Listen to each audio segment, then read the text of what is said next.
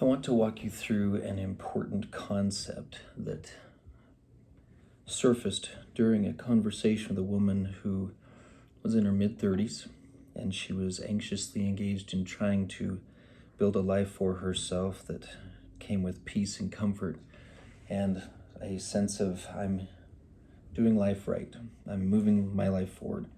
She was very aware of, acute to her own weaknesses. Her husband and her mother-in-law were quick to help her see those flaws and to be reminded of them, and it was not helping with her psychology.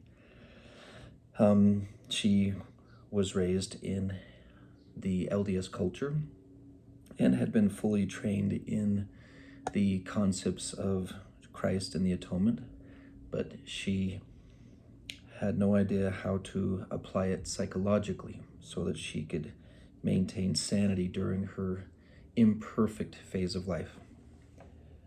It's been my experience that Satan loves to exploit the lack of understanding or lack of memory of what I'm about to show you. I'm hoping to give you a insight based on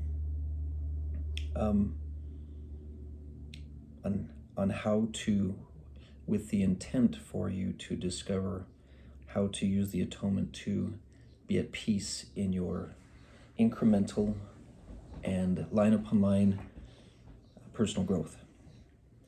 So let's say that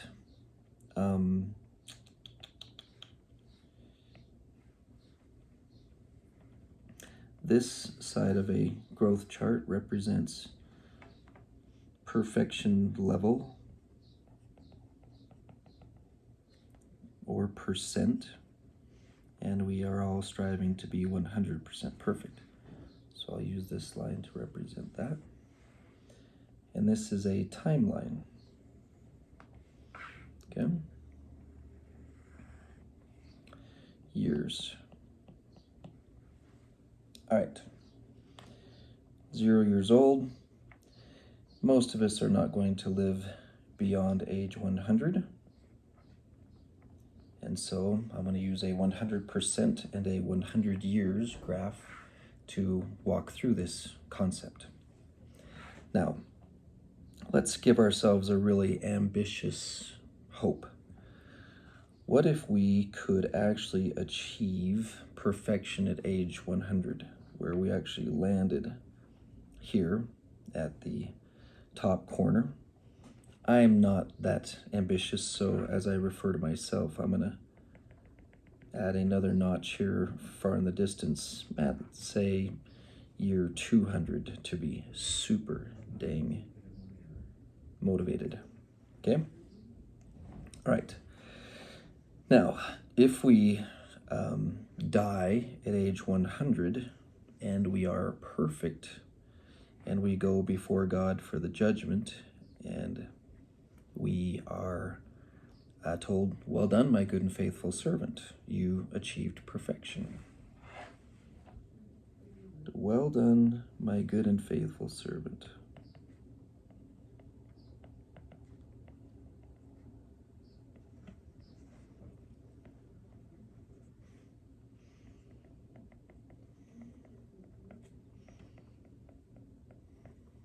All right, now let's work our way backwards.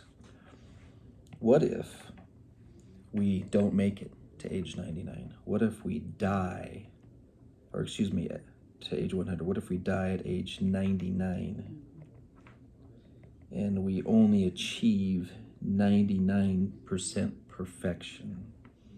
Okay. If we still have a few things on our list to fix, what would that mean? Can we have confidence that the atonement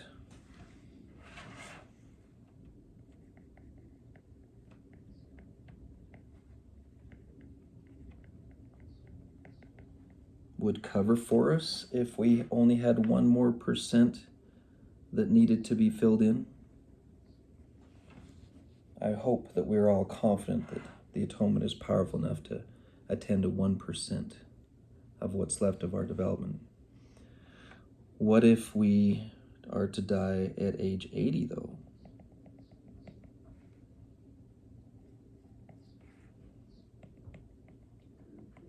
If we're doing line upon line development, would it be safe to say that we would have the atonement compensate of 20% of our growth? If that's true, what about 60? Can we actually believe that at 60 years old, if we're only 60% perfect, that we will have our weaknesses compensated for, etc., etc.?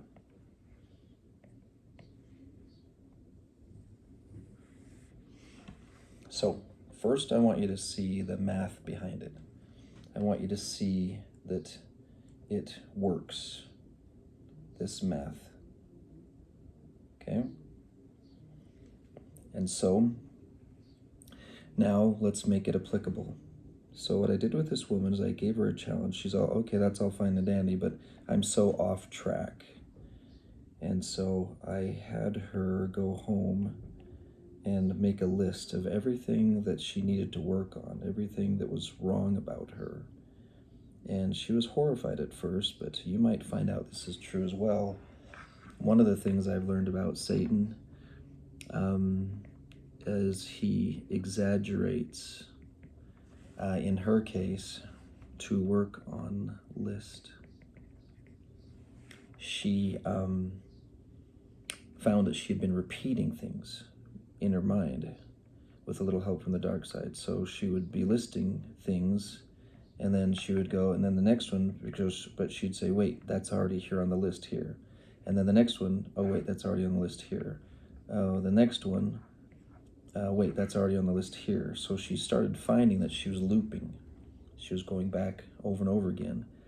And she went on to discover that she only had much fewer than she thought things to work on. She had guessed she had about 70 or so, but then she realized that her list of things that she needed to work on was shorter than that. There was only like a total of 40. Still a nice list. Then I had her do this really scary thing that many people struggle with, which is to make a list of things you're already good at.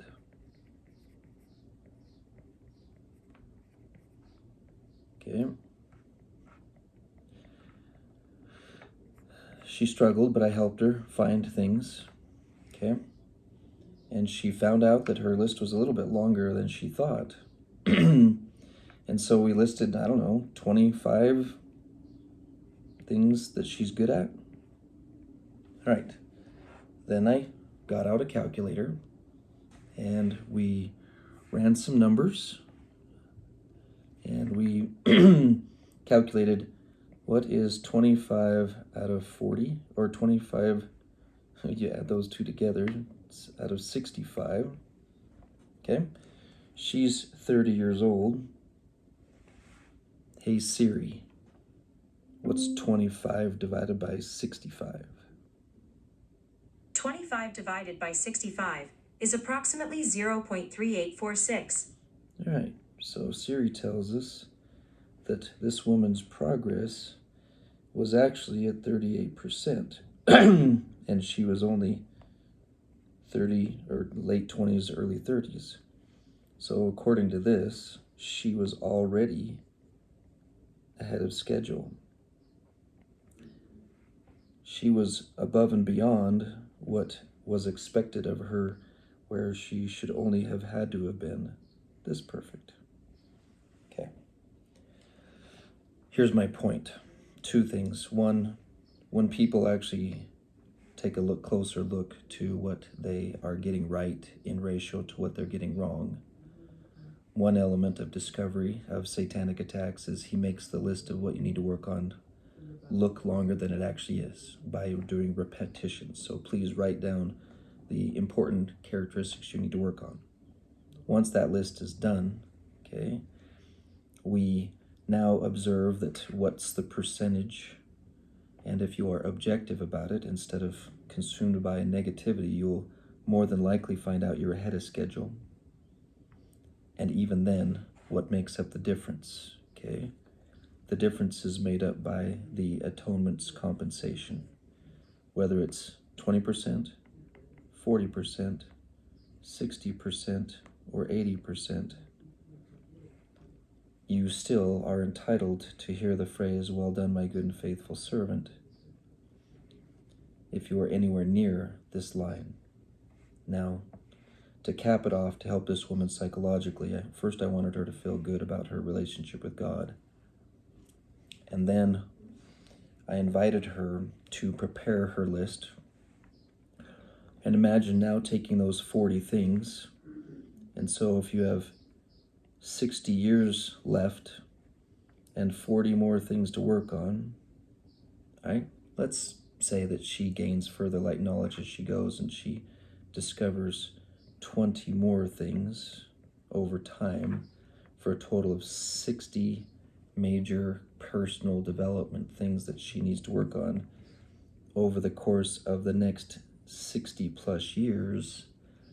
That means if she does an average of 1 per year, then she is on schedule. Okay, 1 per year. 1 per 365 days. Most of us feel under the pressure to fix 1 a day, 1 a week, or 1 a month. Now here's the fun part. If you're spending time talking to God and you're trying to organize everything in a order of what should I work on next, what should I work on next, and you're consulting Him and you're doing your reflecting and your planning, or you're reflecting, your discovery work, your planning, and your action, and then you're reflecting again. You are now doing your DPAR on a regular basis, and you're doing this with God. Then He will start taking these things and helping you put them in order. And now you have 1 per year. And when someone comes up to you and says, "I've noticed that you have this weakness," and you say, "Oh, good, I've noticed it as well." And they say, "For my convenience, I would like you to fix that. I want you to fix that, so I want you to move that to the top of the list." And you go, "Ooh, that's not going to work. You see, this God guy, he says that's going to be in 3 years." So we were talking with this woman specifically about her mother pointing out that she needs to get better at keeping her living room clean. And so as we talked this through, eventually we decided that she has many things to work on, and keeping the living room clean would probably fit lower on the list. And so we practiced having her tell her mother-in-law, "Hey, I noticed at your living room you're not good at keeping it clean yet." And she says, "Well, God has worked with me and instructed me that that will be something I get good at in 3 years. If that's not up to your speed, please take it up with Him. Maybe during your meetings with Him that you do on a daily basis, you can let Him know that you are wise enough to have Him suggest that He change His priority with me on what order I should work on things." As you can see, there's a little bit of sarcasm behind that, and there's a lot of blasphemy to think that our vision of what someone else should work on and in what order it should be done is a little risky to assume you have that level of wisdom.